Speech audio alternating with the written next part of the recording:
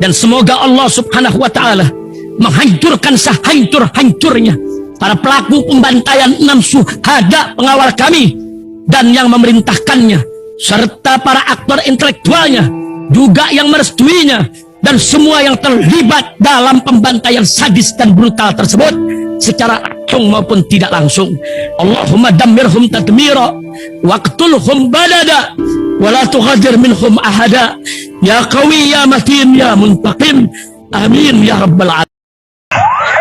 Allahu Akbar, Allahu Akbar. Baju koko Habaib Putih present Al Godi.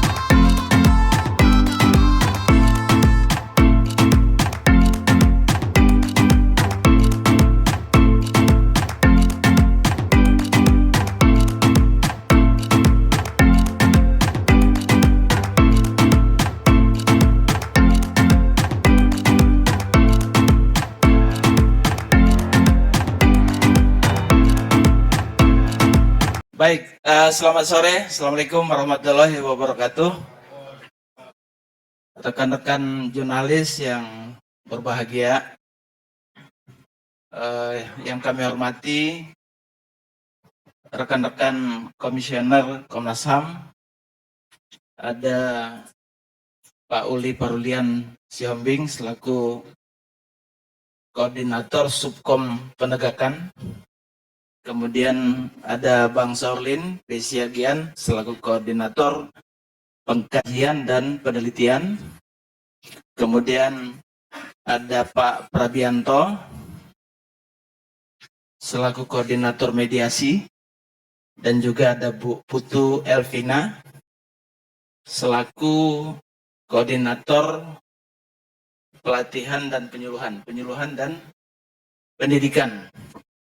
Dikloh ya, pendidikan dan penyuluhan. Dan kami hormati juga Kabiro Hukum, Humas dan Kerjasama, Pak Gatot, dan sekali lagi rekan-rekan jurnalis yang hadir pada sore ini dari berbagai media ya, baik media cetak, media elektronik. Pertama tentunya kami ucapkan terima kasih kepada rekan-rekan jurnalis yang sudah bersedia hadir pada acara press conference hari ini. Mohon maaf, tadi harusnya kita jam 16, sedikit terlambat ya. Adapun konferensi pers sore ini kita selenggarakan dalam rangka untuk menyampaikan langkah-langkah apa saja yang dilakukan oleh Komnas HAM terkait dengan peristiwa yang terjadi di Pulau Rempang. Kita tahu bahwa belakangan ini mulai dari bulan Agustus, khususnya September ya, perhatian publik terhadap isu Rempang ini sudah luar biasa besar. Dan Komnas HAM sudah melakukan sejumlah langkah-langkah, bahkan sebelum peristiwa ini meledak. Jadi ada sejumlah permohonan yang masuk ke Komnas HAM, disampaikan ke Komnas HAM, dan kemudian Komnas HAM sudah merespon sebelum peristiwa di bulan September terjadi, yang kemudian membuat publik menjadi tahu ya apa yang terjadi di sana. Nah, untuk itu nanti akan apa saja penanganan yang dilakukan oleh Komnas HAM, kemudian berbagai aktivitas yang dilakukan Komnas HAM, termasuk juga pertemuan-pertemuan dengan berbagai pihak dilakukan Komnas HAM, baik bulan khususnya di bulan September ya, itu nanti akan disampaikan. Pertama nanti oleh Pak Prabianto selaku mediasi ya, dalam melaksanakan kegiatan pramediasi dan beberapa kegiatan lainnya. Kemudian nanti juga Bu Putu Elvina juga akan menyampaikan berbagai informasi terkait pertemuan-pertemuan yang dilakukan berbagai pihak hasil pertemuan dengan berbagai pihak. Kemudian nanti juga Bang Saurlin juga akan menambahkan sejumlah temuan-temuan lapangan dari yang dilakukan oleh Komnas HAM. Dan yang terakhir nanti akan disampaikan oleh Bang Uli Parulian terkait dengan rekomendasi-rekomendasi dan rencana tindak lanjut dari Komnas HAM. Kira-kira seperti itu proses press conference yang akan kita lakukan. Setelah itu nanti kita akan buka tanya jawab ya. Kalau ada hal-hal yang ingin diklarifikasi, ada yang ingin ditanyakan lebih lanjut, nanti kami akan persilakan. Nah, untuk itu kami persilakan Pak Prabianto untuk mengawali pemberian keterangan press conference pada sore ini. Silakan Pak Prab. Baik, terima kasih Pak Semendawai. Assalamualaikum warahmatullahi wabarakatuh. Selamat sore, salam sehat untuk kita semua. Yang saya hormati Bapak Ibu Komisioner, Bapak Kepala Biro, dan rekan-rekan jurnalis yang saya banggakan.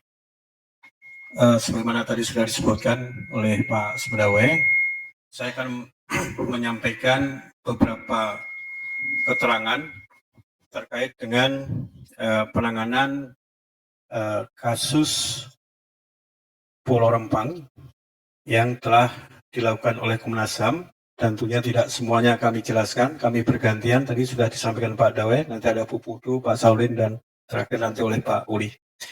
Baik, Bapak sekalian, bahwa Komnas HAM telah menerima pengaduan dari Ketua Koordinator Kerabat Masyarakat Adat Tempatan, atau disingkat dengan Keramat, pada tanggal 2 Juni 2023, dan juga audiensi oleh Himat Porelang, ini kelompok masyarakat lain, mengenai aksi penolakan warga atas rencana pembangunan PSN di kawasan pengembangan Rempang Eco City. Berdasarkan hal tersebut dan sesuai dengan kewenangan sebagaimana diatur di dalam pasal 76 junto pasal 89 ayat 3 dan ayat 4 Undang-Undang Nomor 39 Tahun 1999 tentang Hak Asasi Manusia, Komnas HAM telah menindaklanjuti dengan melakukan penanganan kasus baik melalui surat menyurat atau korespondensi, kegiatan pramediasi dengan para pihak, serta melakukan pemantauan secara proaktif ke Kota Batam dan Pulau Rempang dengan rincian kegiatan sebagai berikut. A. Penanganan kasus melalui korespondensi atau surat menyurat. Komnas HAM telah menyampaikan surat kepada Wali Kota Batam, Kepala BP Batam, Kapolda Kepulauan Riau, dan Kepala Kantor Pertanahan Kota Batam tertanggal 14 Agustus 2023 perihal permintaan klarifikasi, mediasi, dan perlindungan. Yang kedua, Komnas HAM menyampaikan surat nomor 485 tahun 2023 kepada Gubernur Kepulauan Riau, Wali Kota Batam, Kapolda Kepulauan Riau, Kantor Pertahanan Kota Batam, dan Kepala BP Batam tanggal 7 September 2023 perihal pertemuan pramediasi. Yang ketiga, Komnas HAM menyampaikan surat nomor 486 tahun 2023 tanggal 8 September 2023 kepada Gubernur Kepulauan Riau, Panglima Kodam 1 Bukit Barisan, Kapolda Kepulauan Riau, dan Kepala BP Batam perihal tindak lanjut penanganan kasus sebagai respon Komnas HAM Republik Indonesia atas bentrokan yang terjadi pada tanggal 7 September 2023. Pada pokoknya Komnas HAM meminta kepada para pihak yang pertama tidak melakukan intimidasi, kekerasan, dan tindakan lainnya yang dapat menimbulkan konflik sampai dengan dicapainya solusi bersama yang dapat diterima oleh kedua belah pihak. Yang kedua, Komnas HAM meminta agar dilakukan pendekatan dan komunikasi secara persuasif pada warga agar tercipta situasi yang kondusif. Dan yang ketiga, Komnas HAM meminta agar para pihak untuk melakukan pencegahan dan menghindari potensi eskalasi konflik dengan cara mengedepankan perlindungan dan pemenuhan hak asasi manusia. Yang keempat, Komnas HAM menyampaikan surat nomor 492 tahun 2023 kepada Gubernur Kepulauan Riau, Kapolda Kepulauan Riau, Kantor Pertahanan Kota Batam, Kepala BP Batam, dan Ketua Tim Satgas Terpadu pada tanggal 13 September 2023 perihal pertemuan pramediasi lanjutan. B. Pertemuan pramediasi dengan para pihak. Yang pertama, kegiatan pramediasi telah dilaksanakan pada tanggal 11 September 2023 di kantor Komnas HAM Republik Indonesia di Jakarta yang dihadiri oleh Sekretaris Daerah Provinsi Batam mewakili Gubernur, kemudian Kepala Bidang Hukum Polda Kepri mewakili Kapolda, Asisten Pemerintahan Kota Batam, Wakil Kepala BB Batam, dan Kepala Kantor Pertanahan Kota Batam. Pada pertemuan pramediasi yang pertama ini, para pihak menyampaikan klarifikasi dan informasi atas rencana pembangunan proyek strategis nasional di kawasan pengembangan Rempang Eco City, dan Komnas HAM RI kembali mengingatkan kepada para pihak tadi, serta meminta untuk menahan diri, tidak melakukan tindakan provokatif, dan tindakan apapun yang dapat memicu konflik, dan secara khusus meminta kepada BP Batam untuk tidak melakukan kegiatan pengukuran atau tata batas sampai dengan situasi kondusif, serta Komnas HAM Republik Indonesia meminta kepada Kapolda Kepri untuk tetap menjaga situasi dan kondisi secara kondusif di Pulau Rempang.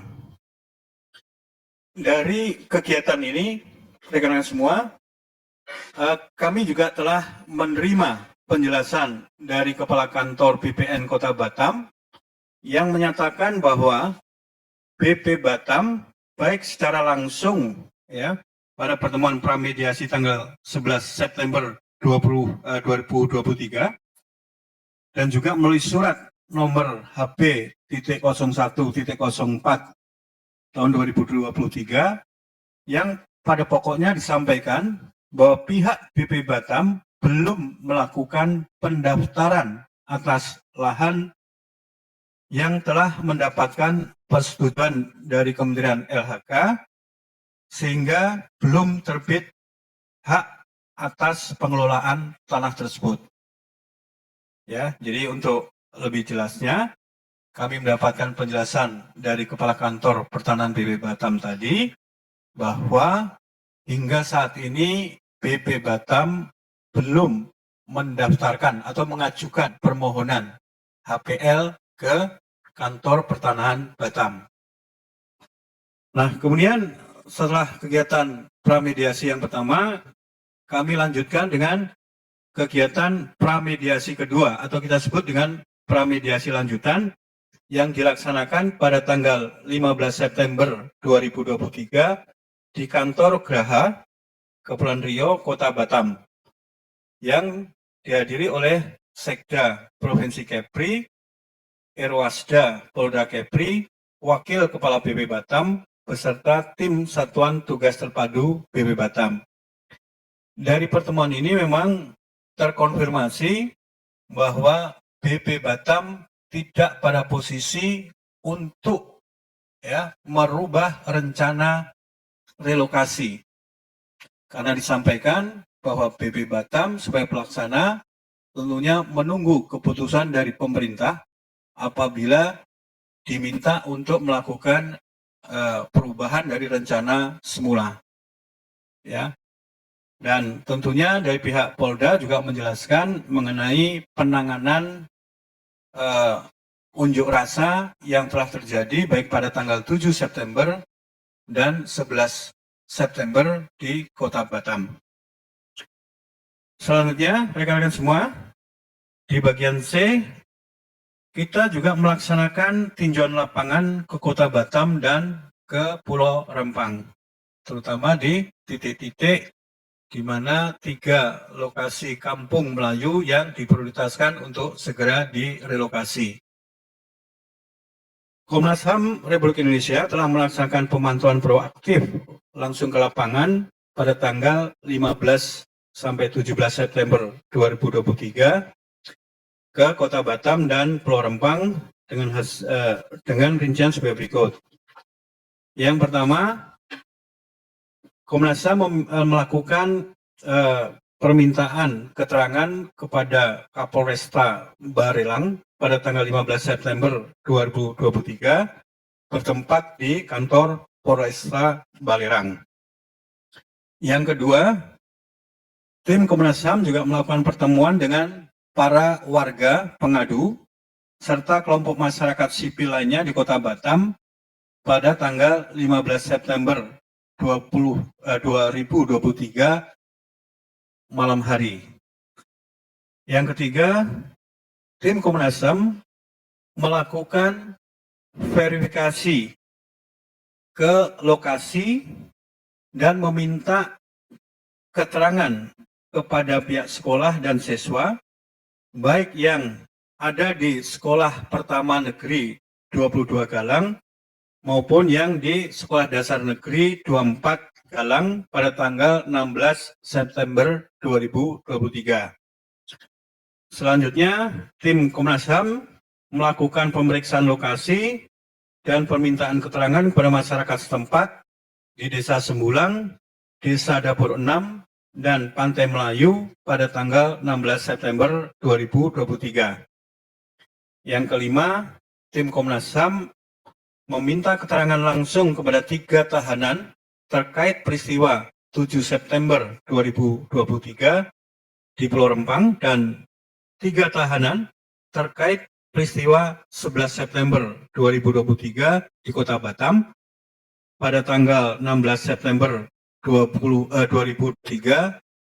bertempat di Polresta Barelang. Itu kira-kira dari kegiatan-kegiatan yang kita lakukan. Nah, tentunya secara rinci nanti hasilnya akan disampaikan oleh rekan saya, Ibu Putu Elvina. Kami silakan, Ibu. Baik, terima kasih Pak Prabianto. Saya melanjutkan bahwa dari hasil tinjauan ke lapangan, maka tindak lanjut yang telah dilakukan Komnas HAM RI memperoleh temuan faktual sebagai berikut. Yang pertama adalah penjelasan dari BP Batam, bahwa BP Batam menyatakan tidak dapat memindahkan lokasi pembangunan karena berdasarkan keputusan dari pusat dan MOU yang sudah dilakukan, sehingga apabila ada pemindahan lokasi akan menimbulkan konsekuensi hukum bagi BP Batam.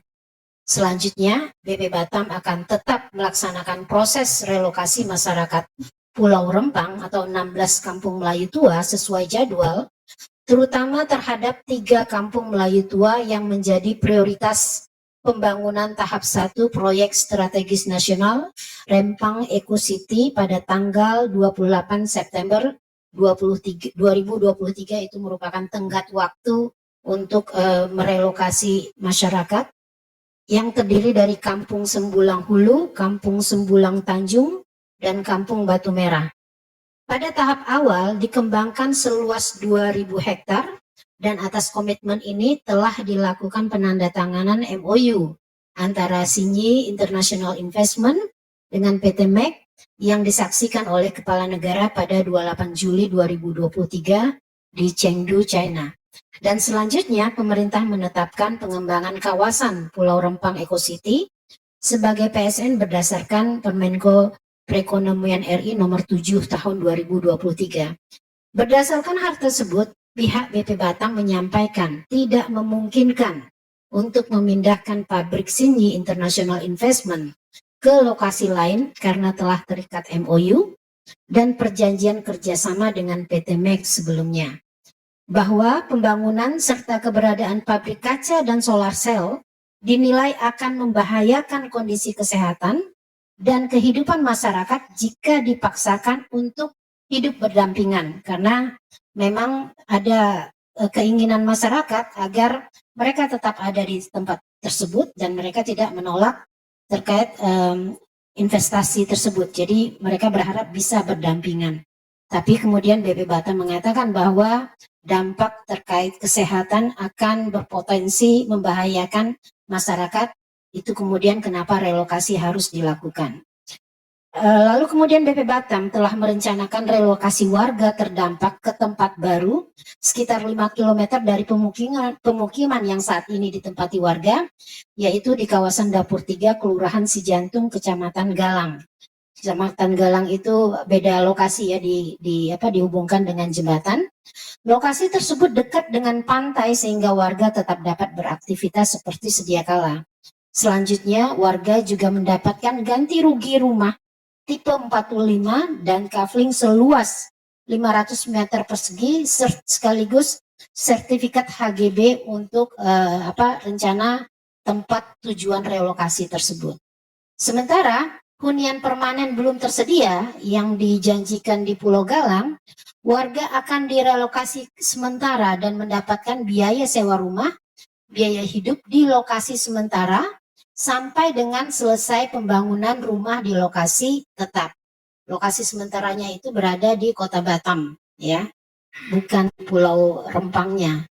Bahwa BP Batam membangun pos-pos di sejumlah titik di lingkungan masyarakat, termasuk menduduki kantor pemerintahan desa di Pulau Rempang untuk tempat masyarakat melakukan registrasi atau pendaftaran persetujuan relokasi atau meminta informasi soal relokasi atas proyek EcoCity tersebut. Jadi di beberapa titik di Pulau Rempang itu dibangun semacam posko untuk konsultasi warga yang ingin mendaftar untuk relokasi dan lain sebagainya.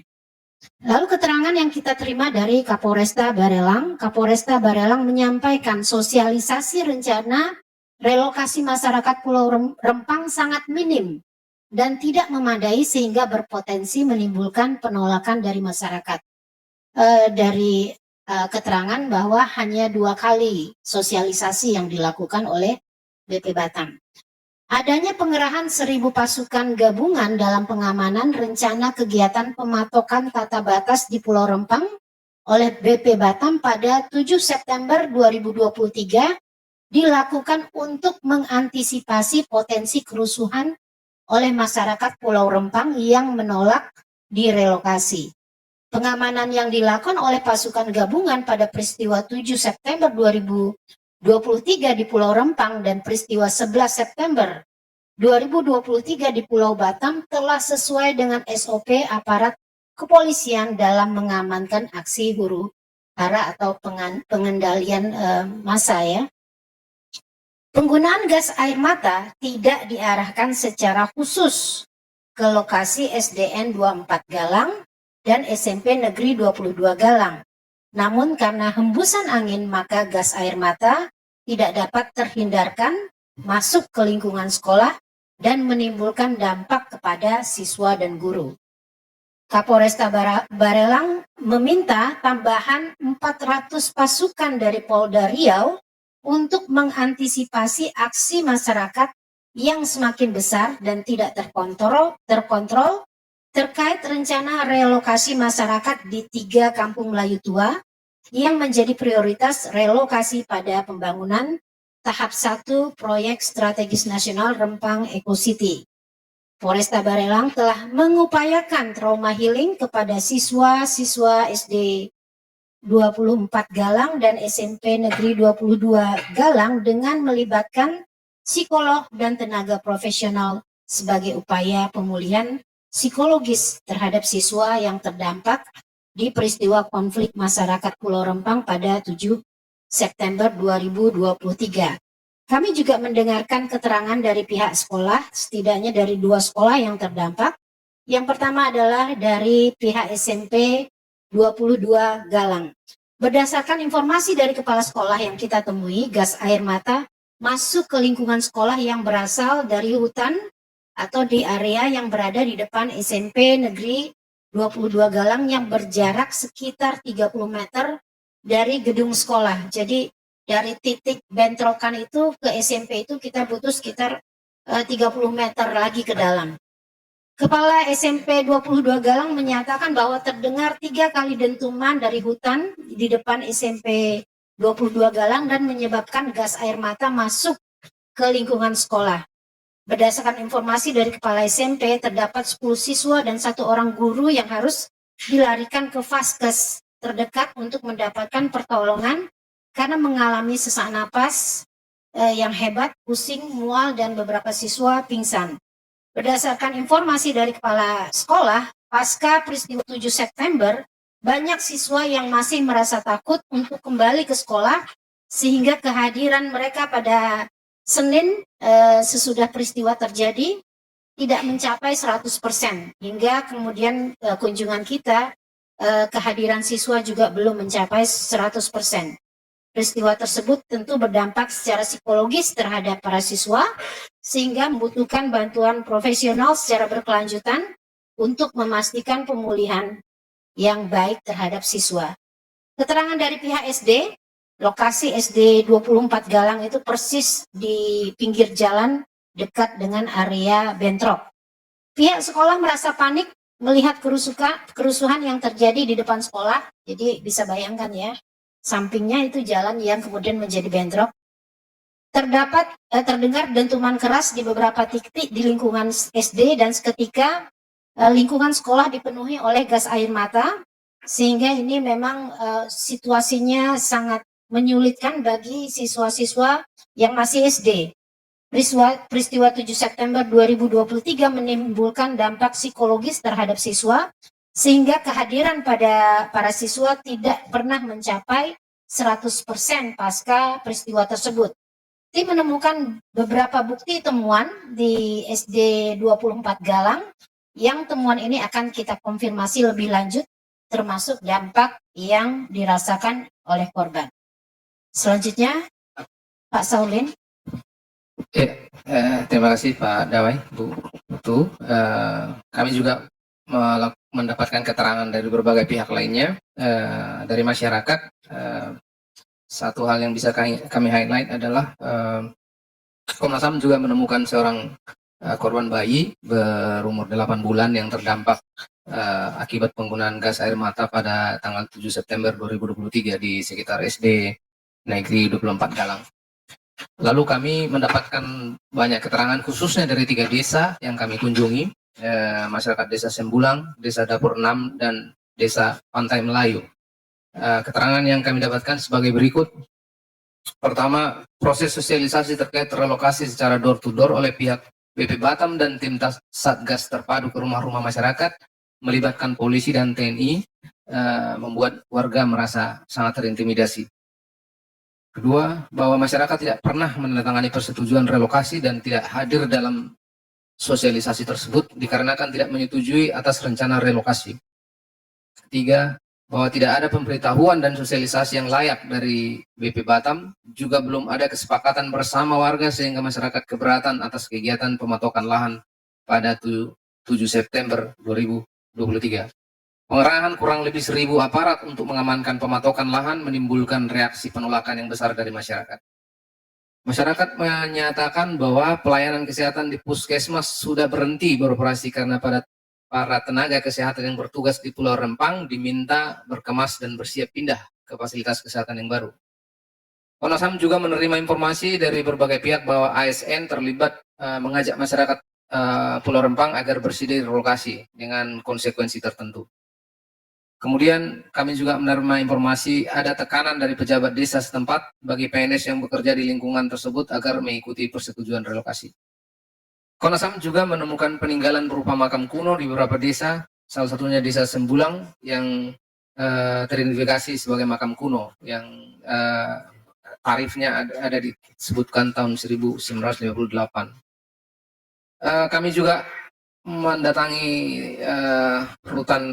ruang tahanan di Polresta Barelang dan kami mendapatkan beberapa informasi yang kami himpun dengan ringkasan sebagai berikut. Pertama, pembatalan penahanan 8 orang tersangka pada peristiwa 11 September menurut keterangan Polresta Barelang.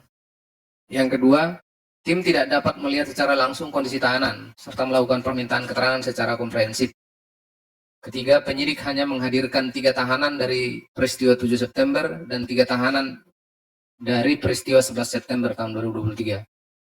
Polresta Barelang juga sudah melakukan penangguhan penahanan terhadap 8 orang tersangka peristiwa 7 September.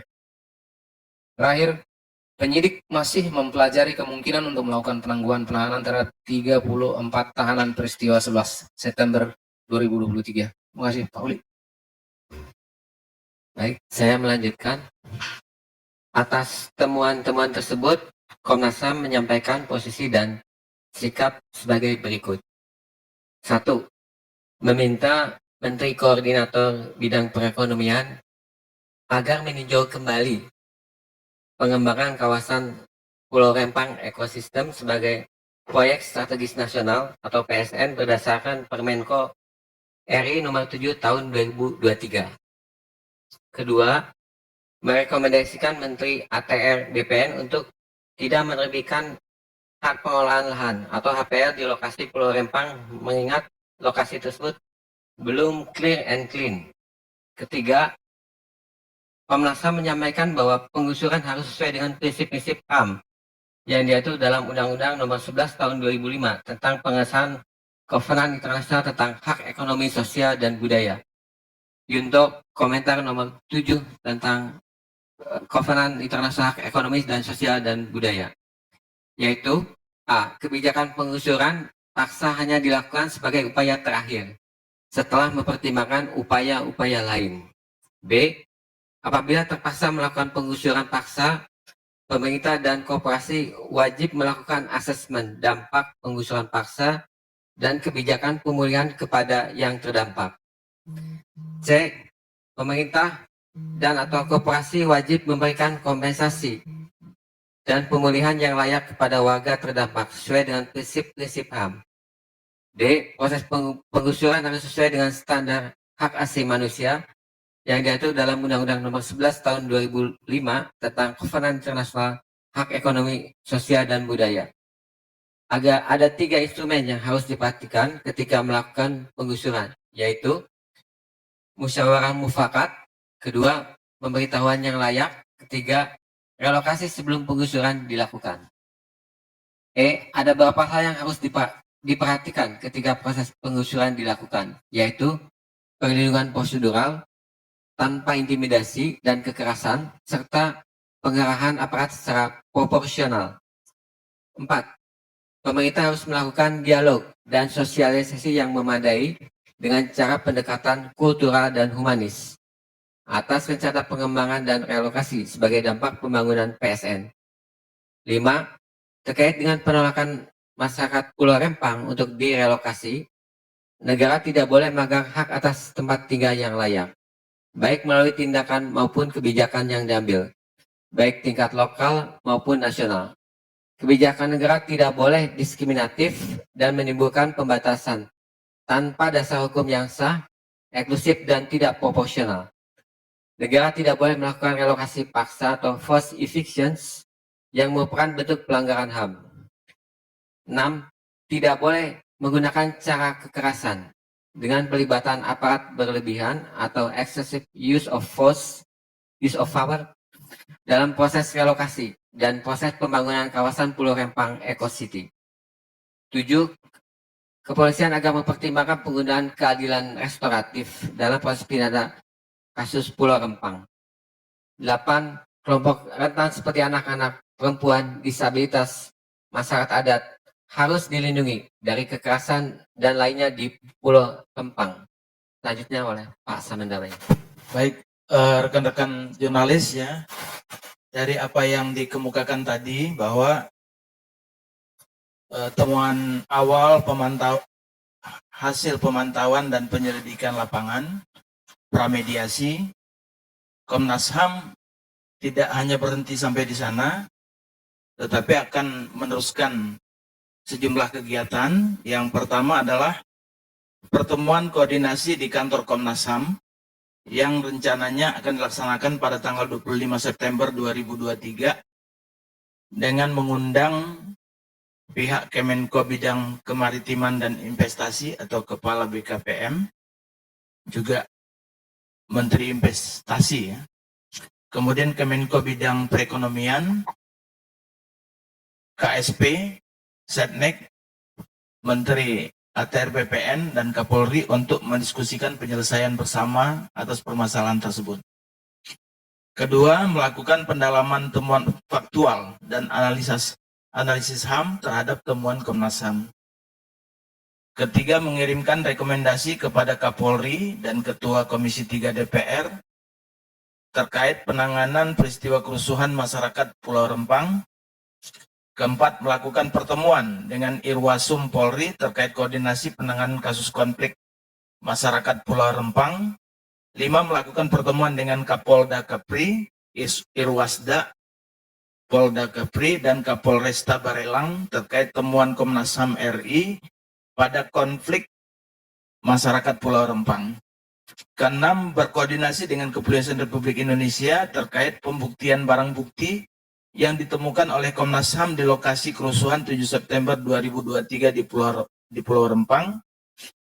Ketujuh, melakukan uji balistik di Puslap 4 Polri terkait temuan barang bukti yang ditemukan Komnas HAM pada peristiwa konflik masyarakat di Pulau Rempang. Demikian keterangan pers ini disampaikan agar semua pihak mampu mengedepankan prinsip-prinsip kemanusiaan dan penghormatan terhadap hak asasi manusia sebagai dasar tindakan maupun pembuatan sebuah kebijakan. Nah, rekan-rekan jurnalis, saya kira demikian press conference yang kita selenggarakan. Tadi berbagai aktivitas, kita masih ada waktu. Bila ada hal-hal yang ingin diklarifikasi, ada yang ingin dipahami, ada yang ingin atau ada hal-hal yang dipertanyakan, kami persilakan, silakan menyebutkan nama dan juga medianya. Silakan. Ada 4 dulu kali ya. 1, 2, 3, 4. Dari Mas yang sebelah kanan, silakan. Terima kasih atas kesempatan saya ditanyakan dari Timus. Tadi disebutkan temuan asal dia melakukan bayi ya. Nah, korban bayi ini kan kemarin beberapa minggu lalu sempat jadi perbincangan di media. Apakah status bayi meninggal atau seperti apa itu kondisinya yang dimaksud dengan korban bayi tersebut? Karena kemarin Pak Polri juga sempat membantah kalau ada korban bayi tewas gitu. Mungkin bisa dieksplor lebih lanjut terkait kondisi korban bayi yang dimaksud. Terima kasih. Baik, terima kasih Mas Dita Irawan. Selanjutnya tadi yang kedua, silakan Pak.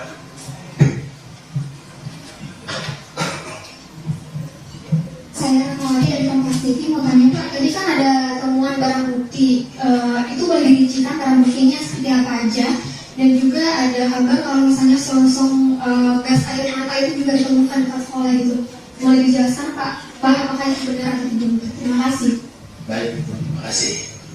Kami catat dulu ya, lanjut dulu ke yang Pak Baju Biru, silakan.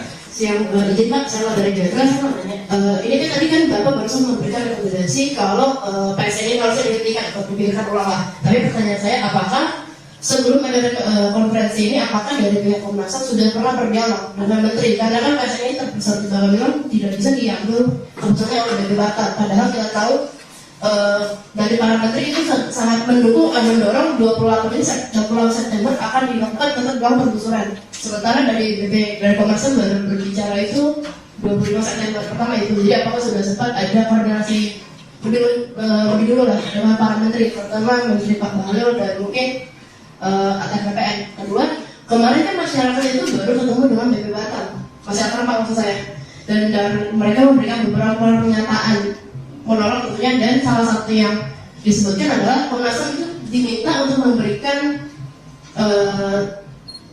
ke satu pernyataan loh, pernyataan, tapi salah satu yang ditekankan adalah pihak masyarakat Rempang meminta untuk diterbitkan surat tanah ya, hak guna milik kalau salah. Dari apakah agenda ini akan dibawa oleh dari Komnas HAM untuk pertemuan nanti di hari Senin? Sekitar itu. Baik, kasih. Lanjut, silakan Mbak. Ya, terima kasih. Selamat sore. Nama saya Tanti Dewi. Saya ada 4 pertanyaan, Pak. Yang pertama, dari pemaparan tadi yang disampaikan dan investigasi yang dilakukan oleh tim Komnas HAM dari periode 15 sampai 17 September, apakah menemukan adanya potensi pelanggaran HAM dari kejadian di Pulau Rempang yang terjadi pada tanggal 7 dan 11 September? Kemudian yang kedua, melanjutkan pertanyaan dari rekan media sebelumnya terkait dengan penggusuran tanggal 28, karena kan pertemuan oleh 3 menteri yang dilakukan pada akhir pekan lalu itu sudah fix harga mati 28 September harus pergi.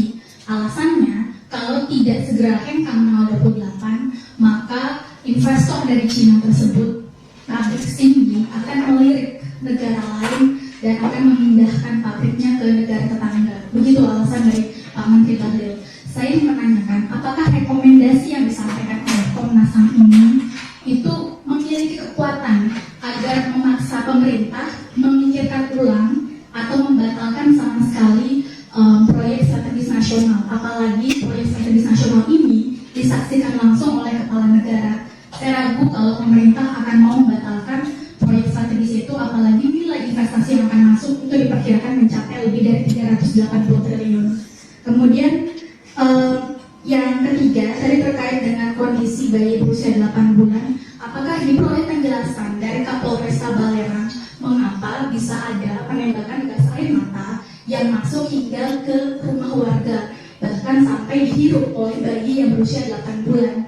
Ini kan sempat dibilang bayinya itu meninggal karena kondisi matanya itu, bola matanya memutih dan dia tidak bergerak sama sekali ketika ditemukan oleh kedua orang tuanya, begitu. Apakah alasannya lagi-lagi seperti yang terjadi kanjuruhan karena angin atau ada penjelasan lain? Kemudian yang keempat, Pak, salah satu alasan yang disampaikan berulang kali oleh pemerintah, saya sebut Menko Polhukam, itu juga menyebut bahwa warga tidak memiliki standing point secara hukum yang kuat karena tidak memiliki dokumen, meski mereka mengklaim sudah tinggal ratusan tahun sebelum ada pemerintahan bernama negara Indonesia di Pulau Rempang itu. Apakah dari pihak warga begitu atau temuan Komnas HAM juga diperkuat bahwa warga ini diberikan kesempatan sebelumnya oleh pemerintah untuk memiliki dokumen berupa sertifikat hak milik atau hak guna bangunan di tanah yang mereka tempati yang menjadi hak wilayah warga? Terima kasih. Baik, terima kasih. 4 dulu ya. Jadi ini ada sejumlah pertanyaan disampaikan mulai dari Mas Dita tadi ya terkait korban, kondisinya mungkin nanti Mbak Putu ya bisa menjawab. Kemudian tadi dari Rahmawati, terus bukti-bukti ya, bukti yang kita peroleh di lapangan apa saja termasuk nanti saya kira akan dijelaskan. Kemudian dari Gatra tadi ya, kemudian juga Mbak Santi Dewi, mungkin itu ya. Namun untuk itu kami persilakan terlebih dahulu Bu Putu untuk dapat menjelaskan terkait dengan bayi tadi. Silakan. Baik, terima kasih atas pertanyaannya Pak Dawai, juga terima kasih atas waktunya. Terkait pertanyaan bayi yang memang berseliweran terkait kondisi bayi yang meninggal dan lain sebagainya, Komnas HAM dalam kunjungan lapangan juga melakukan wawancara langsung dengan orang tua bayinya, yang pada saat wawancara langsung itu benar dinyatakan bahwa bayi tersebut menderita sesak napas hebat karena gas air mata tersebut. Dan pada saat itu mereka minta bantuan untuk segera dilarikan ke rumah sakit bayi tersebut, dan proses untuk ke rumah sakitnya juga diantar oleh marinir yang kebetulan ada di lokasi. Nah, saat ini saat kami datang kondisi bayinya sudah baik-baik saja, jadi tidak ada pelaporan atau terkait laporan bayi meninggal itu tidak ada, tapi mengalami sesak napas hebat ya sesudah rumah sakit dan kembali saat ini dalam kondisi yang baik. Kita konfirmasi langsung dengan melakukan wawancara dengan orang tua bayi. Terima kasih. Ibu maaf, penyebab gas air matanya dilempar ke rumah dan dihirup bayi itu apakah disampaikan? Penyebabnya. Penyebab Kenapa gas air matanya bisa sampai ke rumah warga orang tua si bayi itu? Berdasarkan penjelasan kepolisian. Artinya begini, pada saat bentrokan terjadi itu kan memang dekat sekali dengan pemukiman, dekat sekali dengan sekolah dan lain sebagainya. Artinya kalau dari penjelasan di awal Komnas HAM, bagaimana warga terdampak, bagaimana masyarakat sekitar terdampak, itu menjelaskan sampai di mana kemudian dampak dari semburan gas air mata tersebut sehingga berakibat pada bayi yang berada di sekitar dari area bentrokan tersebut, gitu ya. Maksudnya kan kalau yang informasi yang kalau di SD itu kan karena angin ya. Nah kalau ini kan ke rumah warga berarti air ini ya. Karena kanan kirinya kan pemukiman. Jadi kan bukan karena kena langsung gitu ya. Enggak, posisi bayi di rumah. Di rumah ya. Angin juga berarti ya. Terbawa angin enggak? Apa gimana? Atau karena jarak yang terlalu dekat? Terlalu dekat. Angin juga itu bersejarah memang gas ya. Baik, kita lanjut ke respon untuk pertanyaan yang kedua dari Mbak Kamawati, nanti akan disampaikan oleh Bang Uli Parulian. Silakan Bang Uli.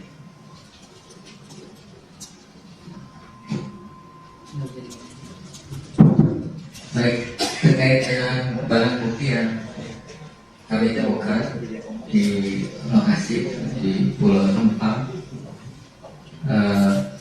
pertama kami tentu saksi-saksi gitu kami datangkan, kami yang sudah interview gitu, di 3 lokasi itu di Pulau Rempang. Kemudian itu juga ada bukti-bukti video yang diberikan oleh masyarakat yang kami masih dalami itu, perlu klarifikasi. Dan soal-soal dari mana ini masih kami dalami juga gitu, karena masih membutuhkan klarifikasi dari berbagai pihak. Jadi itu barang bukti yang kami temukan di lokasi di Pulau Rempang pasca peristiwa 7 September. Jadi ada satu ya? Ada 3 ya? 3 selongsong gas, gas air mata ya? Peluru gas air mata. Baik, selanjutnya kami persilakan Pak Prabianto. Tadi ada pertanyaan dari Mbak yang dari Gatra ya, dan juga mungkin nanti bisa ditambahkan beberapa pertanyaan yang dari Mbak Santi Dewi sebelum nanti Baik, yang pertama yang ingin kami tegaskan ya, pada rekomendasi Komnas yang tadi disampaikan itu Komnas HAM tidak merekomendasikan untuk menghentikan PSN. Dan jangan salah kutip nanti ya. Jadi kita tidak merekomendasikan penghentian PSN, tetapi yang kita rekomendasikan agar rencana pembangunan Eco City Rempang yang sudah menjadi salah satu PSN itu bisa ditinjau kembali. Ya, peninjauan kembali yang kita maksud itu adalah rencana pembangunan lokasi pabrik solar cell yang akan dilakukan oleh investor Cina, bukan PT tapi Xinji Limited Investment dan seterusnya. Ya. Jadi posisi Komnas HAM saat ini adalah kita meminta pemerintah untuk tidak melakukan relokasi warga, tetapi sebaliknya pemerintah bisa memindahkan lokasi pabrik yang akan dibangun oleh Xinji tadi. Itu posisi kami.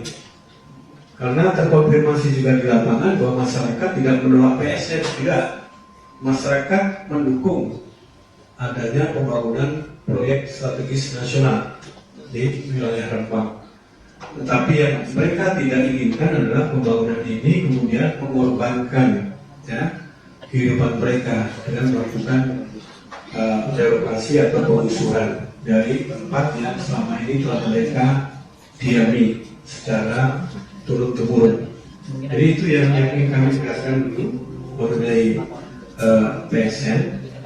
Komnas HAM tidak menolak keberadaan PSN, ya, tetap kita mendukung rencana pembangunan nasional.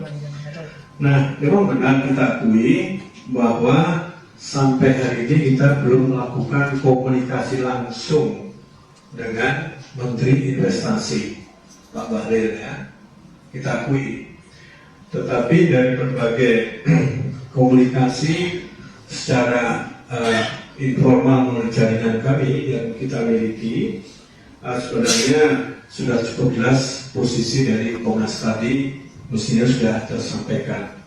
Karena juga selain dari jaringan masyarakat yang lain yang selama ini menjadi mitra Komnas HAM, pada waktu pramediasi pun juga sudah cukup jelas kita sampaikan mengenai posisi Komnas HAM.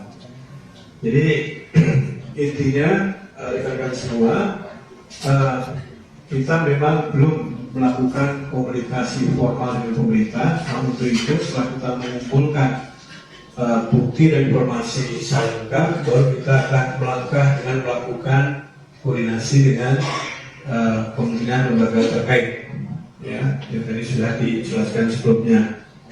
Nah, memang benar dan terkonfirmasi pada hari Minggu malam sampai hari Senin dilanjutkan, itu ada pertemuan antara perwakilan warga dengan Menteri Investasi, ya. Ini mau terkonfirmasi ada. Nah, dalam hal katakanlah alas hak bagi tanah-tanah yang selama ini dikuasai dan dimanfaatkan oleh warga, ini tentunya akan menjadi bagian dari pembahasan yang akan kami lakukan dengan Menteri dan para pejabat lainnya yang direncanakan nanti tanggal 25 September. Jadi sebagaimana kita ketahui rekan-rekan semua bahwa sebagian besar, ya, hampir seluruhnya kawasan Rempang yang seluas kurang lebih 17.000 ini kan berupa kawasan hutan, ya, yang saat ini kawasan hutan dengan produksi yang dapat konversi itu telah diberikan persetujuan oleh Menteri LHK untuk diberikan kepada PB Batam seluas kurang lebih 7.500. Nah, artinya kalau kita melihat dari peta kawasan hutan, tentunya sebagian besar tanah-tanah, ya, yang selama ini dikuasai oleh warga ini memang ada sebenarnya di kawasan hutan. Nah, untuk itu tentunya karena ini tidak, ya, menjadi bagian dari persetujuan Menteri untuk dilepaskan kepada PB Batam, tentunya nanti akan kita koordinasikan dengan Menteri LHK bagaimana cara penyelesaiannya. Kita tahu sekalian bahwa di dalam peraturan pemerintah tentunya ada skema-skema yang bisa ditempuh oleh Kementerian LHK di dalam memberikan akses pengelolaan ataupun juga pemanfaatan tanah di dalam kawasan hutan. Jadi intinya poin yang kami sampaikan adalah bahwa masalah hak kepemilikan ataupun juga hak akses pengelolaan tanah itu nanti akan kita koordinasikan lebih lanjut dengan pihak kementerian lembaga terkait, ya. Kemudian mengenai rencana penggusurannya batas waktu tanggal 28 September. Tenggat waktu ini kan sebenarnya tenggat waktu antara pihak investor Sinji dengan PT FEG dan PB Batam, ya. Nah, yang selalu disampaikan oleh PB Batam bahwa Sinji mensyaratkan lahan yang clean and clean, ya, sampai dengan tanggal 28 September tadi. Tapi kalau lihat dinamika yang ada sekarang, ya, untuk dikatakan clean and clean, ini kan mesti buktinya paling tidak ada penerbitan hak pengelolaan atau HPL dari BPN, ya. Tapi di dalam proses HPL ini kan juga salah satu ketentuannya harus ada penyelesaian hak-hak pihak ketiga yang ada di dalam tanah yang diusulkan untuk diterbitkan HPL. Jadi bisa kita bayangkan tentunya dengan adanya penguasaan tanah oleh warga ya, yang ada di dalam kawasan katakanlah yang mau diusulkan oleh BP Batam untuk mendapatkan HPL, ini tentunya harus diselesaikan dulu. Ya, jadi dari situ kita bisa melihat tenggat waktu tanggal 28 September ini sulit untuk dipenuhi. Ya, ini analisa kami. Ya, kecuali adalah hal-hal yang luar biasa. Ya, tentunya ya. Tetapi kalau secara norma peraturan undangan yang berlaku, sebelum bisa diterbitkan HPL, tentunya harus ada penyelesaian hak-hak pihak ketiga. Yang dalam ini adalah penguasaan oleh warga masyarakat Kampung Melayu. Bukan Kampung Melayu Jatinegara ya, tapi maksud saya Kampung Melayu Perempatan ya. Itu. Nah, masalah statement Pak Menko Polhukam ya, berkaitan dengan legal standing masyarakat atas tanah, ya seperti saya katakan tadi, ya sebenarnya masyarakat ini sudah menempati secara turun-temurun di wilayah tersebut, ya.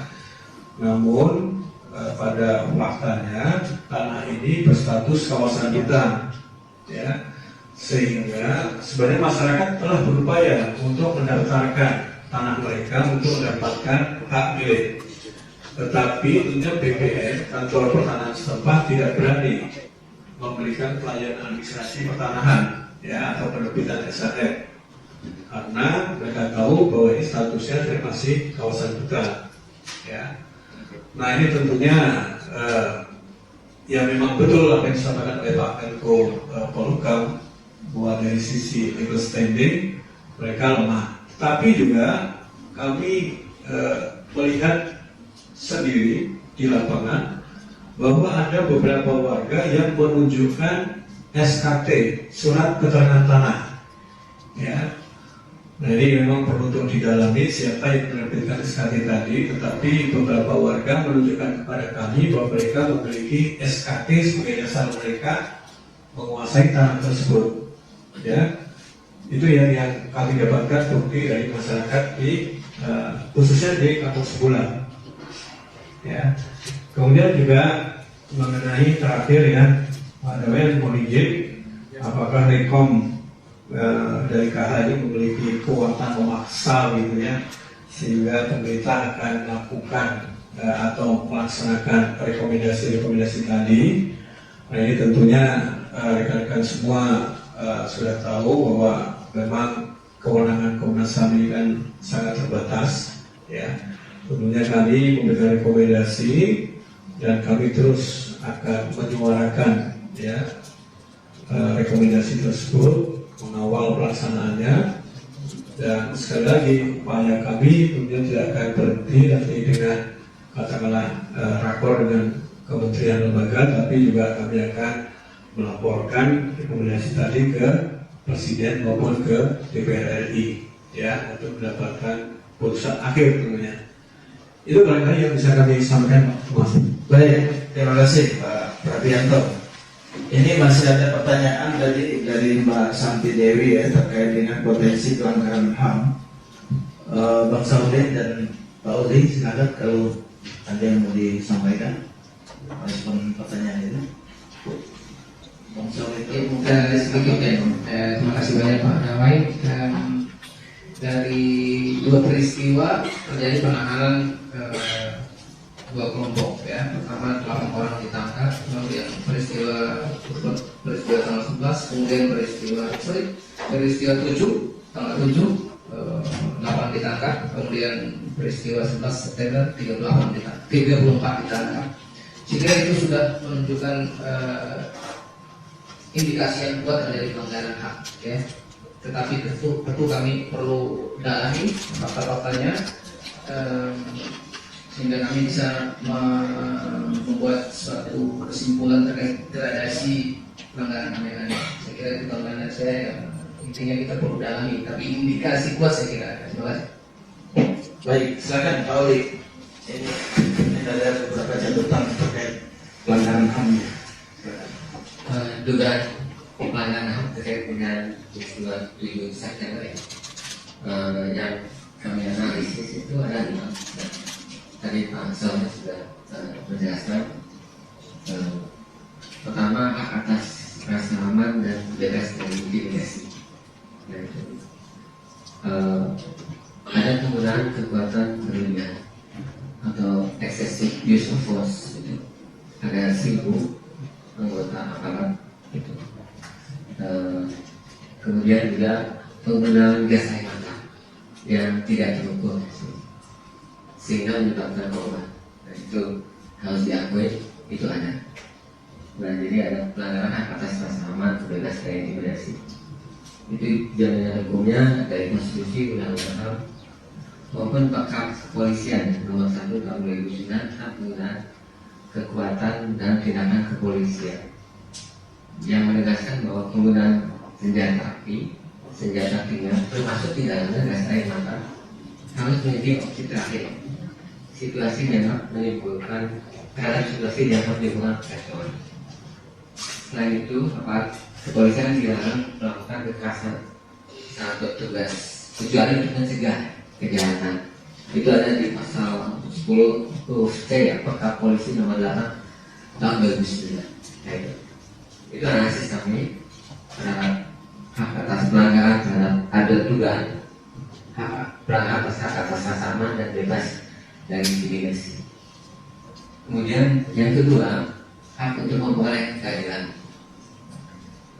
Ada pembatasan akses terhadap bantuan hukum kepada 8 tersangka yang sudah dibebaskan ketika proses penyelidikan dan penyidikan. Dan itu kami mendapatkan laporan juga dari masyarakat dan kuasa hukum. Nah, kemudian yang ketiga, hak atas tempat tinggal yang layak. Ini terkait dengan relokasi, rencana relokasi. Kenapa ini berkaitan dengan hak atas tempat tinggal? Karena rencana relokasi ini berdampak secara langsung terhadap tempat tinggal, terutama terhadap perkampungan Melayu kuno, jadi Pulau Rempang. Nah, upaya relokasi baru pada dasar tidak hanya mencederai hak atas aman, namun juga mencabut hak atas tempat tinggal yang layak. Nah, dalam relokasi ini juga ada prinsip-prinsip yang sebenarnya Komnas HAM sudah tegaskan, ada di dalam standar dan norma peraturan hak atas tempat tinggal yang layak. Itu ada standar-standar yang harus dipenuhi untuk sebelum melakukan relokasi. Yang pertama adalah partisipasi yang bermakna atau meaningful spesies. Dan juga pendekatannya adalah bottom up, bukan dari bawah ke atas, tapi bukan dari atas ke bawah, tapi dari bawah ke atas. Jadi mendengarkan aspirasi masyarakat. Pendekatan yang sekarang ada adalah dari atas ke bawah. Dan itu sudah terkonfirmasi. Kami menemukan beberapa saksi-saksi yang menyatakan bahwa mereka tidak pernah didengar situ oleh BPKH. Dan pendekatannya hanya dari atas saja, dari aparat di tingkat kelurahan sampai ke sana.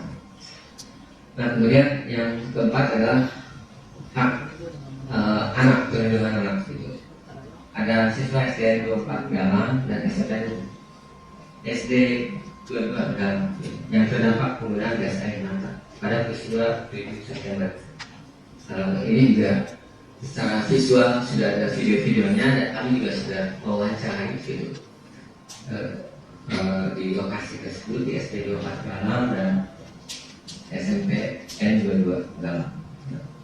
Kemudian hak atas kesehatan, upaya pengosongan puskesmas dan tugas-tugasan tenaga kesehatan di Pulau Rempang. Ini kami juga sudah menemui saksi-saksinya dan memang terkonfirmasi gitu.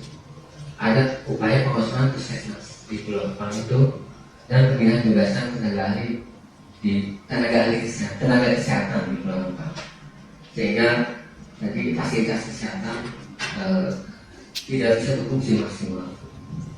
Dan juga kedepannya mungkin juga fasilitas kesehatan akan dipindahkan, tapi ini butuh kedalaman dari kami. Nah, kemudian yang keenam terkait dengan bisnis dan HAM. PSN ini yang mengabaikan HAM akan berdampak sangat buruk bagi masyarakat di Pulau Rempang, terutama masyarakat adat Melayu. Untuk itu diperlukan kewajiban dan tanggung jawab masing-masing ya, sebagai upaya perlindungan dan pemenuhan. Nah, mungkin itu yang bisa kami identifikasikan ya, tugasnya.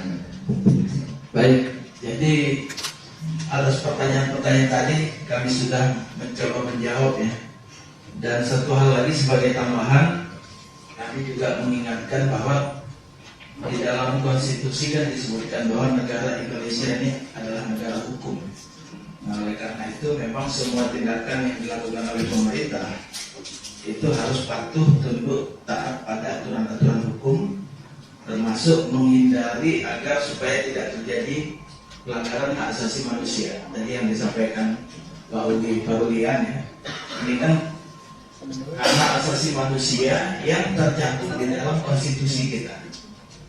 Nah ini, jadi kita tentunya berharap bahwa hal ini tidak terjadi ke depan, baik untuk yang kasus Rempang maupun kasus-kasus lain di Indonesia. Nah, kita masih ada beberapa waktu ya.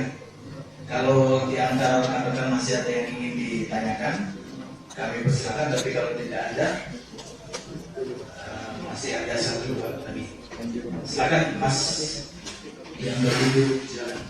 Oh iya Pak, saya Pak Nomor dari sebentar.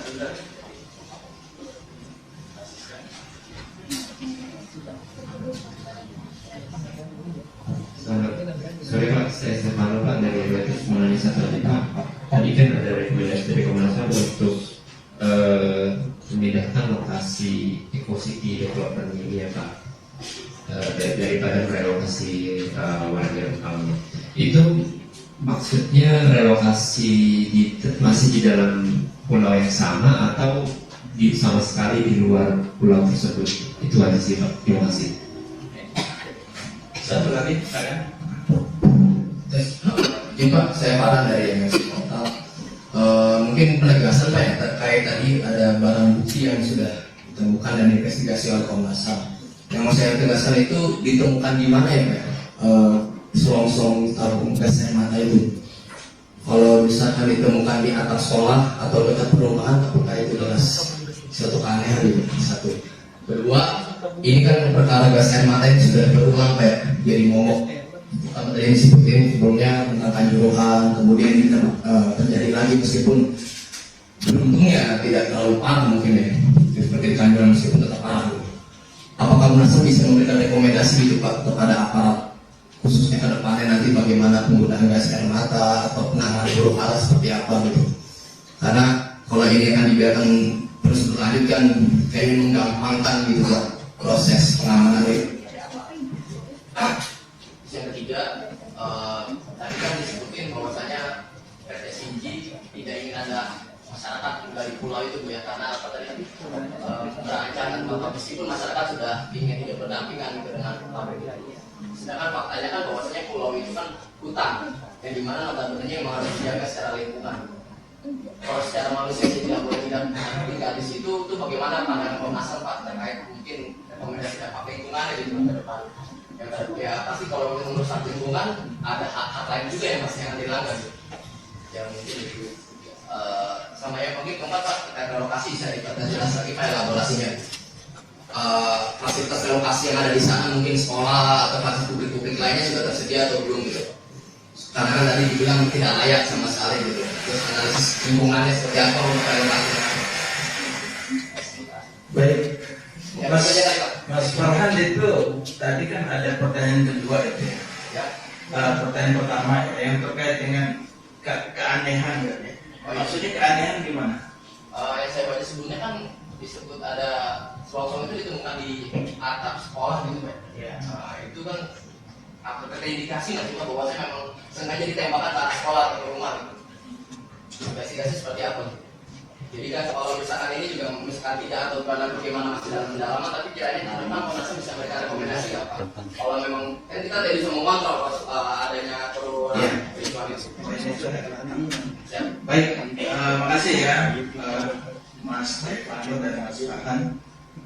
Untuk yang barang bukti mungkin nanti Pak Uli bisa ditambahkan, tetapi untuk yang relokasi dan tadi fasilitas-fasilitas ya, itu mungkin nanti Pak Prabianto.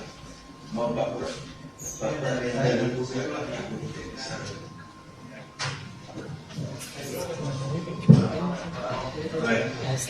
Baik, terima kasih. Sekali lagi saya juga ingin meluruskan ya. Proyek PSN-nya ini kan Rempang Eco City. Artinya memang ada MOU antara BB Batam dengan PT NIP untuk mengembangkan Pulau Rempang, Pulau Galang, Galang Baru, dan pulau kecil di sekitarnya atau pulau Stokok ya. Nah ini yang perlu kita luruskan ya. Jadi pembangunan Rempang Eco City.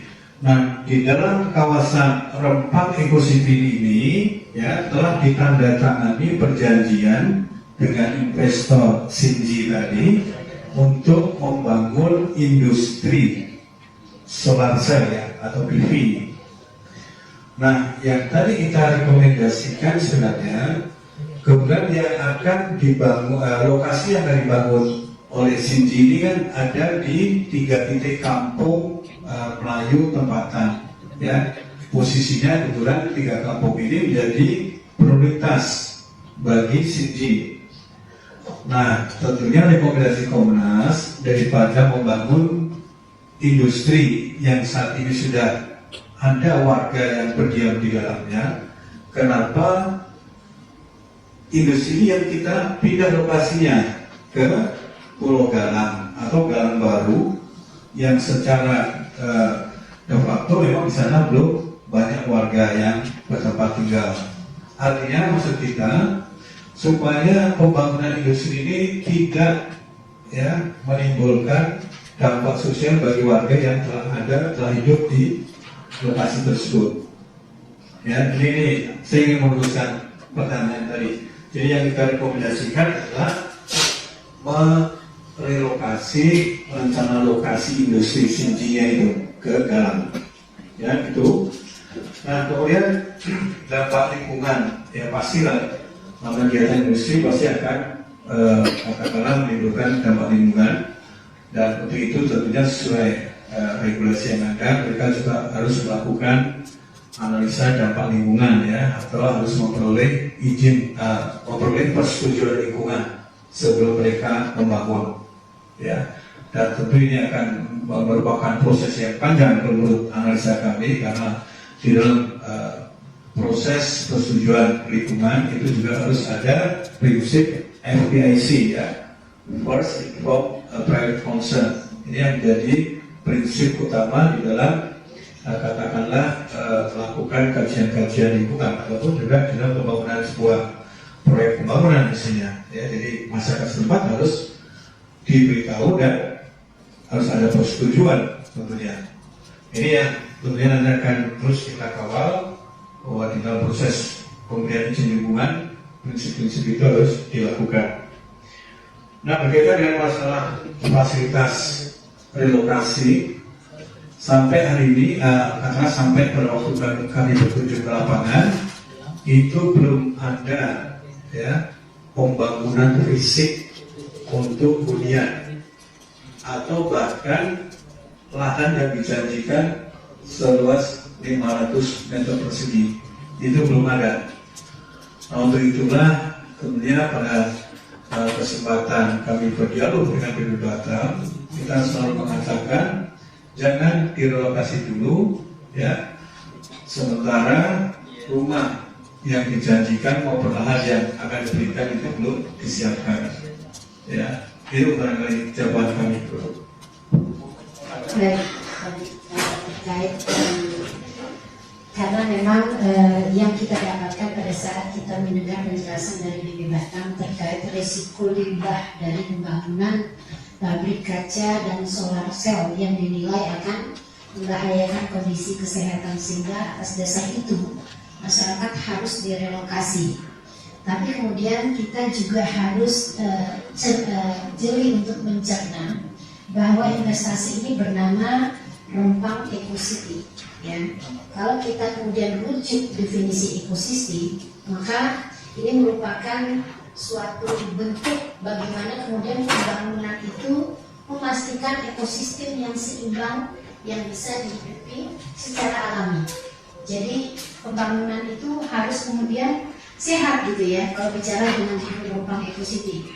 Jadi artinya terkait residu dan dampak pembangunan pabrik kaca dan solar cell, maka sebenarnya itu jadi bertolak belakang dengan judul proyek terkait Rempang Eco-City. Eco-City merupakan kota yang sehat secara ekosistem, kan begitu ya terjemahan sederhananya kalau kita lihat.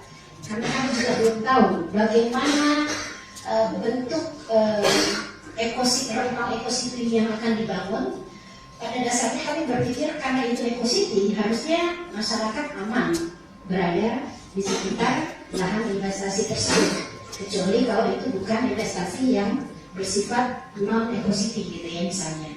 Jadi ini yang kami lihat menjadi paradok juga terkait bagaimana perencanaan tersebut. Tapi tentu saja kami sekali lagi belum mendengarkan penjelasan bagaimana konsep Rempang Eco-City itu dari pemerintah yang bisa menjawab hal tersebut. Terima kasih. Nah, untuk yang nanti saya kira Bang Solid kamu nambahkan tadi ada urusan lingkungan hidup manusia. Satu lagi ya dari Pauli ya, jadi terkait pertanyaan tentang barang bukti tadi ya, ada keanehan dan lain sebagainya. Untuk barang bukti kami memang menemukan stok gas air mata di beberapa lokasi, tapi kami harus mendalami. Nah itu yang sedang kami lakukan, melakukan klarifikasi, permintaan keterangan terhadap kepolisian, kemudian juga saksi-saksi masih kami mendalami secara maraton. Kemudian rekomendasi apa terkait dengan penggunaan gas air mata? Tentu kami mendesak agar kepolisian khususnya Kapolri di masa depan tidak lagi menggunakan kekuatan berlebihan. Nah, kemudian tidak mendorong kepolisian, masyarakat juga dan pihak lainnya untuk lebih mengedepankan dialog. Nah itu. Nah kemudian untuk penggunaan gas air mata ini harus opsi terakhir dan terukur. Nah itu yang sebenarnya sudah ada juga di Perkap 1 2009 dengan tentang penggunaan kekuatan. Itu dari kasih.